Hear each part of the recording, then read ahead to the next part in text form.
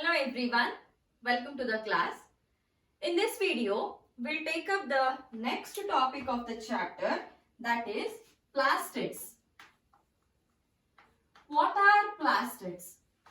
Plastids, these are the small structures which are again double membrane, that is they have two membranes, and they are usually present in all the plant cells.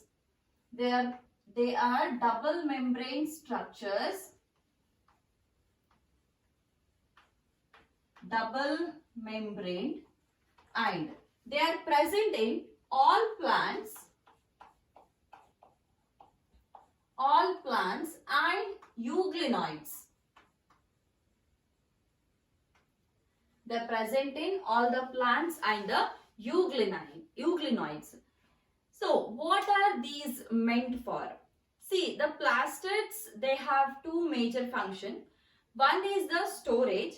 Another one, it contains various pigments which have the capacity to trap the light.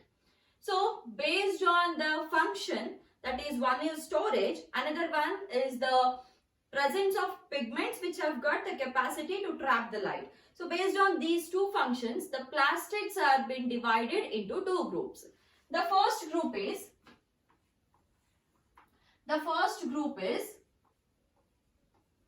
chromoplast. The first group is chromoplasts, and these chromoplasts are plastids which usually contain the pigment that have the capacity to trap the light or to absorb the electromagnetic radiations. So chromoplasts, they are the plastids which contain the pigments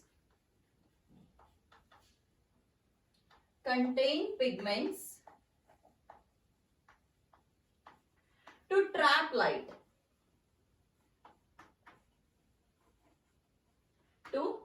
the light or to absorb the electromagnetic radiations. So there are different types of chromoplasts based on what type of pigment is being stored in that particular chromoplast. So based on the pigments, we'll write few important chromoplasts now. So among the chromoplasts, the first important chromoplast is the chloroplast.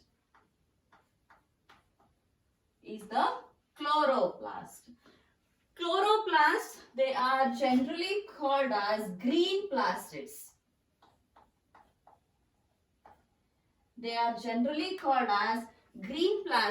And the pigment which is present in the chloroplast is the green pigment, that is chlorophyll.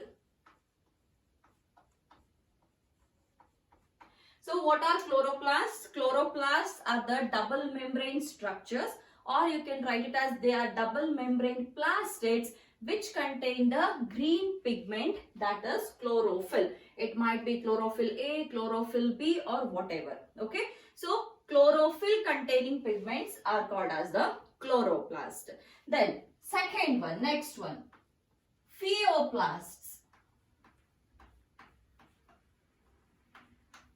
Pheoplasts, which are usually called as brown plastids. They are called as brown plastids. That is because they contain a brown pigment which is called as fucoxanthin.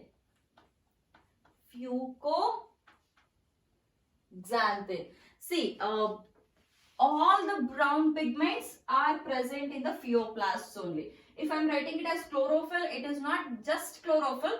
Chlorophyll, we have chlorophyll A, chlorophyll B, chlorophyll C, D, so many things. Likewise, in the fucoxanthin also there are many other fucoxanthin members. So all they make up the brown plastid or the pheoplasts.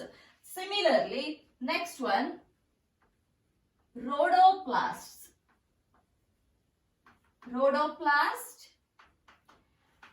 They make up the red plastids.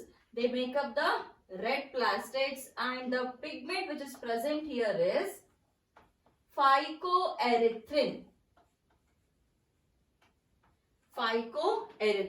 It is a red pigment, and hence the plastid is called as the red plastid. So first one is chloroplast, second one is pheoplast, third one is rhodoplast. Now the fourth one, blue-green chromoplast. Blue-green chromoplast which contain blue-green pigments. See, which are the blue-green pigments present here?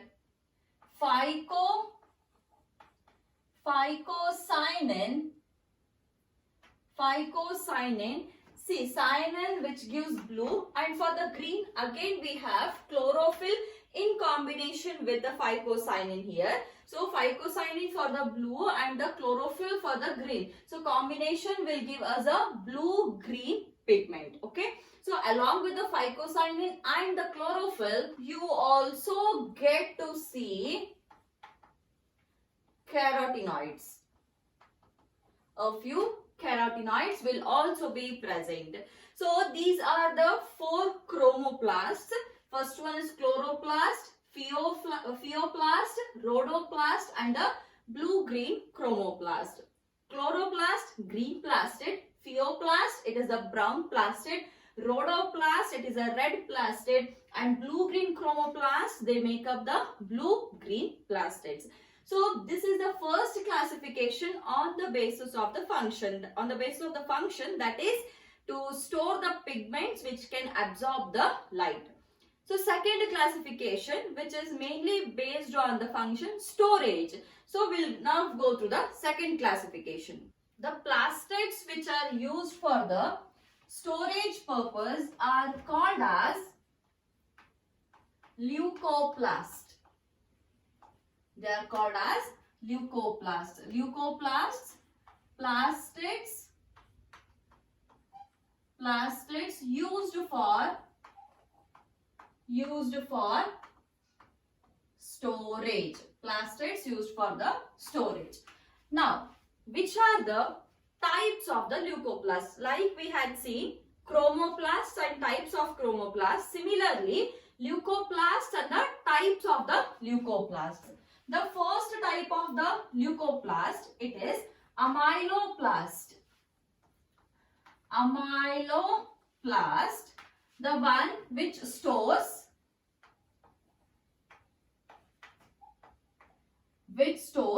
starch or like carbohydrates. Then second one, protinoplast, which stores proteins. Third one, elioplast, which stores fats and oils. So these are the 3 types of leucoplasts. The first one is the amyloplast, which stores the starch or the carbohydrates. Then protinoplast, which stores the proteins. Then elioplast, which stores the fats and the oils. However, this protinoplast is also called as aleuroplast. So the protinoplast is also called as the aleuroplast. Remember, it can be asked as aleuroplast or otherwise the protinoplast. So plastids, they are of 2 types. One is the chromoplast. And second one is the leucoplast. In the chromoplast, we had seen 4 types. In the leucoplast, we have these 3 types. However, one important plastid which we are going to study in detail is the chloroplast. That is the first type of the chromoplast. Chloroplast is the important plastid which has the capacity to absorb the light for the process of the photosynthesis. So first we'll see who have discovered the chloroplast.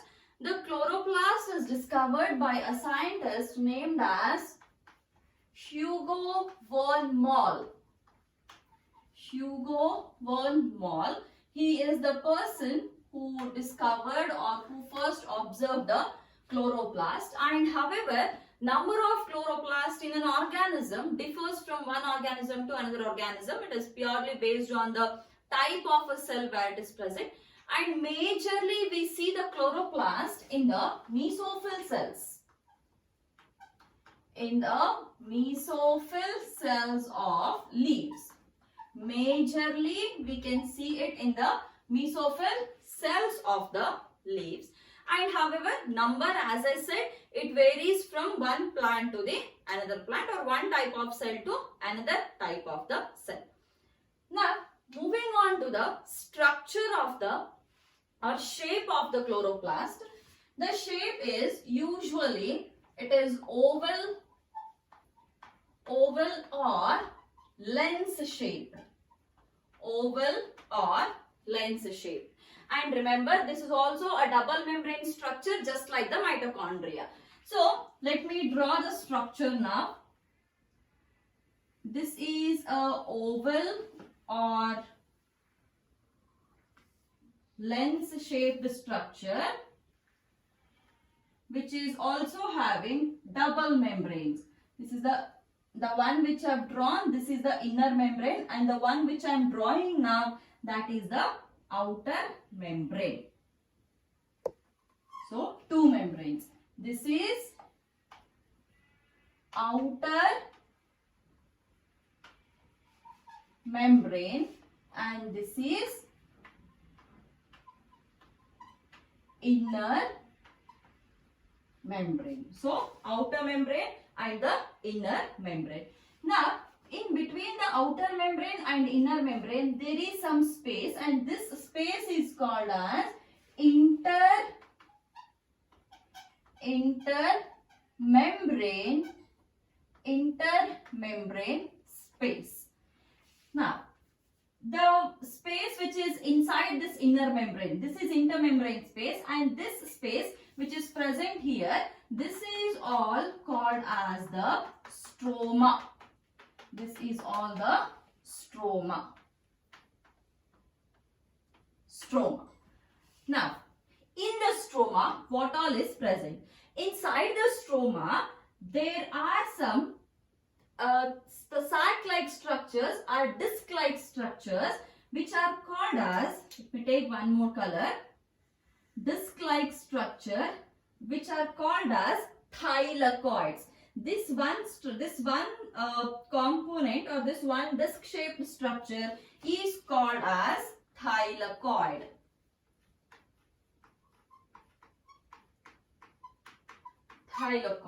And how are these thylakoids present? These thylakoids, they are present one by one, which are stacked one upon the other, just like we arrange a pile of coins. How we arrange coins one above the above. So in the same way, it just looks like a pile of the coins or a stack of a pile. So here they are present like this.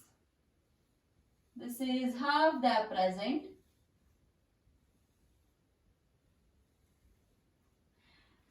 One single unit is called as a thylakoid, and many thylakoids together, it is called as a granum. It is called as a granum. And like this one single unit is called as a granum. Likewise, there are many granums present. See, you get to see many granums, and these granums are they are useful in various functions or various steps of the photosynthesis. When we come to the photosynthesis, there we will see what exactly happens in the thylakoid, what happens in that grana as a whole and everything. So these are few granas, granum. This one single unit is granum. And if we have written here 3, 1, 2, 3, now it is a plural, right? Singular one, it is granum. Plural, it is grana. So we have grana now. Okay. Now one granum is connected to another granum. One granum is connected to another granum by the structure called as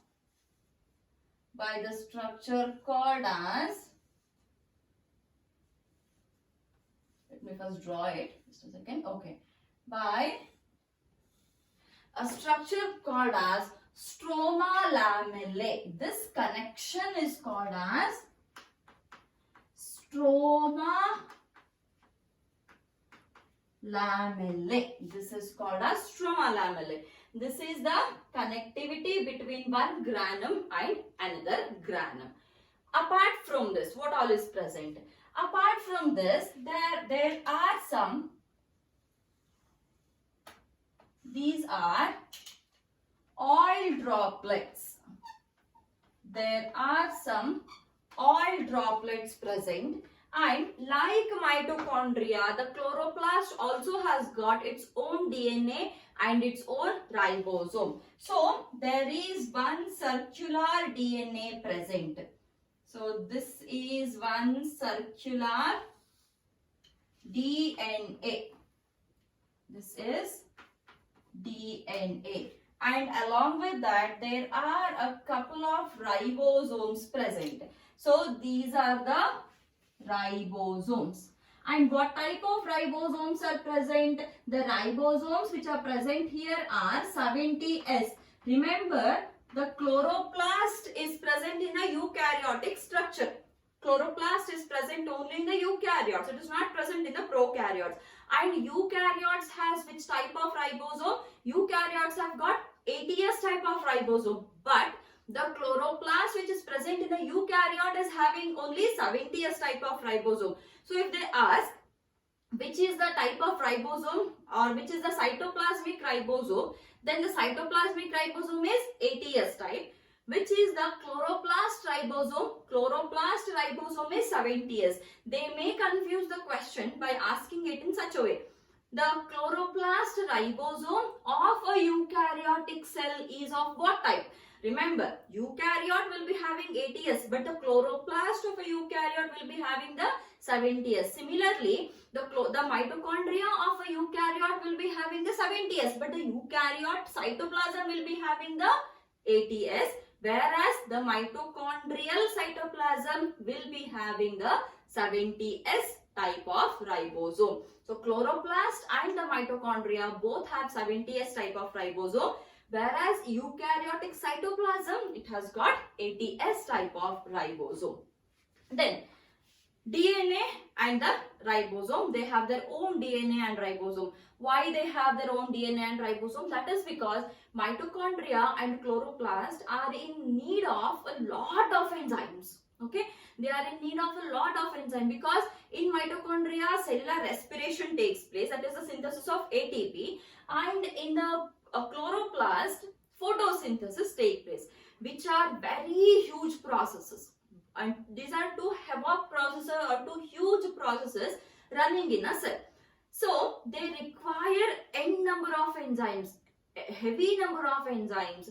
Hence, such such huge number of enzymes is very difficult for the cytoplasmic ribosomes or cytoplasmic DNA to produce, because cytoplasmic DNA and ribosomes have to produce other enzymes also which are required for the body, for the mechanisms of the body.